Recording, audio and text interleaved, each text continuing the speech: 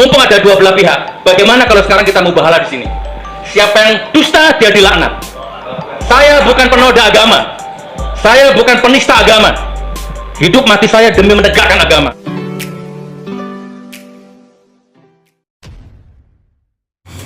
Assalamualaikum warahmatullahi wabarakatuh. Jumpa lagi dengan saya di channel Gagasan Progresif 79. Sahabat sebangsa dan setanah di mana saja Anda berada. Kali ini saya akan mengulang peristiwa dari rekam jejak Suginur, dari sejumlah pernyataan-pernyataan lucunya yang kemudian disandingkan ketika dia kemudian berulah kembali di pengadilan, dalam artian kasih keluar jurus pamungkasnya. Jurus pamungkas yang saya maksud itu adalah ketika dia dalam posisi terdesak oleh sejumlah pertanyaan-pertanyaan dan tidak ada lagi pikiran-pikiran untuk bisa mengimbangi pertanyaan itu dengan jawaban-jawaban yang rasional yang bisa diterima oleh jaksa. Dia pun kasih keluar jurus pamungkasnya itu dengan menantang semua orang untuk kemudian bermubahalah menurutnya. Mari dia di hadapan hakim, katanya mari kita bermubahalah. Kalau masih tidak percaya dengan apa yang dia sampaikan, ayo dia nantang lagi. Inilah jurus pamungkasnya Suginur. Dikit-dikit itu menantang orang untuk bermubahalah, dikit-dikit mengajak orang untuk bermubahalah. Dan itulah yang kita lihat selama dalam proses persidangan. Jika dalam posisinya terdesak, maka pasti ujung-ujungnya menantang orang bermubahalah.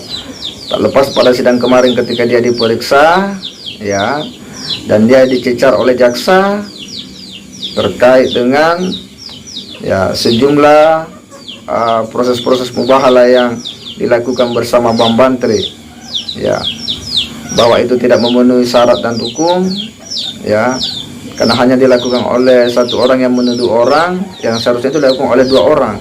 Dia pun betul-betul keteteran di sini dan dia lagi-lagi teriak-teriak untuk menantang orang bermubahalah. Mari kita simak videonya. Coba, misalkan perempuan lebih cantik mana sama istri-istriku? Hei, generasi muda NU, taek. Kalau kamu perempuan, kamu lebih cantik mana sama istri-istriku? Kalau kamu laki-laki, kamu lebih ganteng mana sama aku? Kalau kamu ekonomi, kamu lebih kaya mana sama aku? Ayo, buka-bukaan yuk. Jangan-jangan kamu kere, jangan-jangan kamu jangan-jangan kau penjual nasi goreng, jangan-jangan kamu lurutis. Laknatullah, kamu mati mengenaskan kamu, turun-turunanmu kamu nanti. Demi Allah.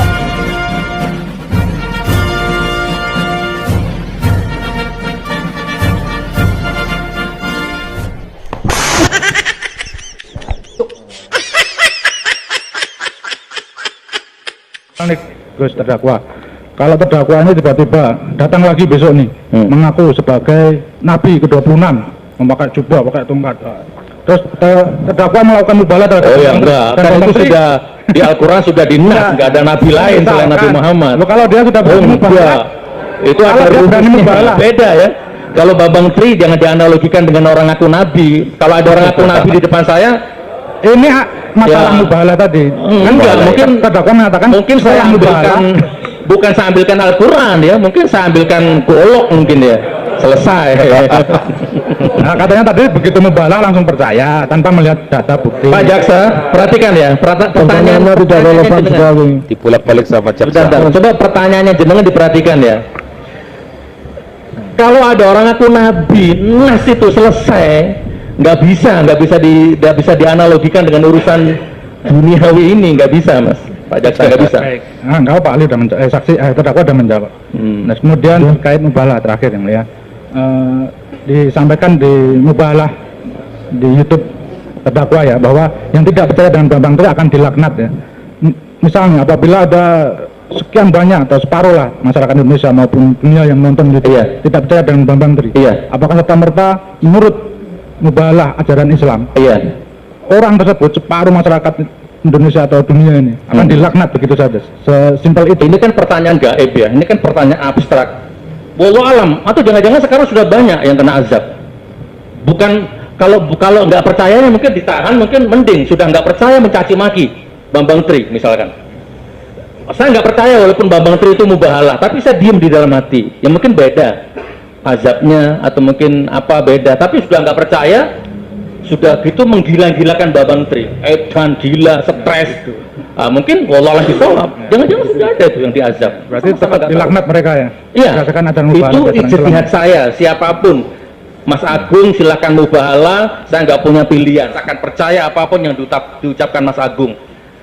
Nas itu sudah bagi saya karena Al-Quran pedomannya, gitu kan. Di atas kepala itu Al-Quran.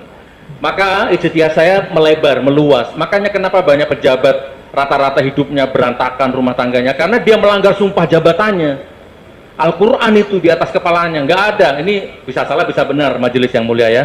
Ini bisa salah bisa benar, tapi kan mungkin 80% pejabat yang disumpah dengan Quran, masa pensiunnya atau mungkin pasca pensiunnya atau mungkin sebelum pensiun sudah hilang keberkahannya. Anaknya narkoba, selingkuh istrinya, kecelakaan macam-macam. Itu kan bentuk azab daripada mempermainkan Al-Quran. Gitu Mas Agung, itu ijtihad saya. Nah, sekarang terkait keterangan dari ahli agama yang kita hadirkan kemarin ya. Baik. Pak Mubahalah itu harus 2 orang. Oke. Sehingga yang dilaknat itu ya orang yang hadir di situ. Nah, sekarang pendapat ada perbedaan pandangan. Oke, saya jawab 2 poin ya. Pertama, oke, saya ikuti logikanya jaksa atau logikanya saksi agama dari jaksa. Nah, oke lah, rukunnya kurang karena nggak dua belah pihak.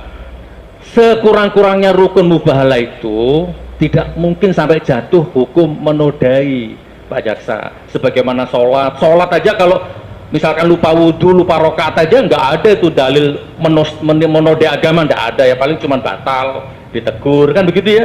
Sama mubahalah itu kalau mau saya pakai logikanya jenengan, oke, saya setuju, nggak sah mubahalahnya, saya terima. Tapi jangan terus saya distempel penoda agama, itu yang saya nggak terima. Nah, poin yang kedua, mohon maaf. Sekarang gini aja, bagaimana kalau saya ikuti sarannya saksi agama yang jaksa hadirkan waktu itu? Waktu itu saksi agamanya mengatakan begini, mubahalah itu harus 2 orang, dua pihak, dan harus dilakukan di pengadilan di depan hakim. Itu yang ngomong saksi agama, bukan saya. Ada hakim ya. Nah, bagaimana kalau seandainya itu sekarang diterapkan? Siapa di ruangan ini yang tidak percaya? Gini, saya demi Allah bukan penoda agama. Nah, sekarang siapa di ruangan ini yang tetap memaksa menuduh saya penoda agama misalnya? Mumpung ada hakim, mumpung ada 2 belah pihak. Bagaimana kalau sekarang kita mubahalah di sini? Siapa yang dusta dia dilaknat. Saya bukan penoda agama. Saya bukan penista agama. Hidup mati saya demi menegakkan agama. Anak saya hafal Quran. Ya, hidup mati saya untuk menegakkan agama Allah. Mana mungkin sama noda agama. Jadi kalau misalkan mohon maaf ya, Pak Jaksa, Pak Penyidik tetap ngotot Gus Nur penoda agama. Ya sudah, daripada buntu, ayo mubahalah di depan Pak Hakim.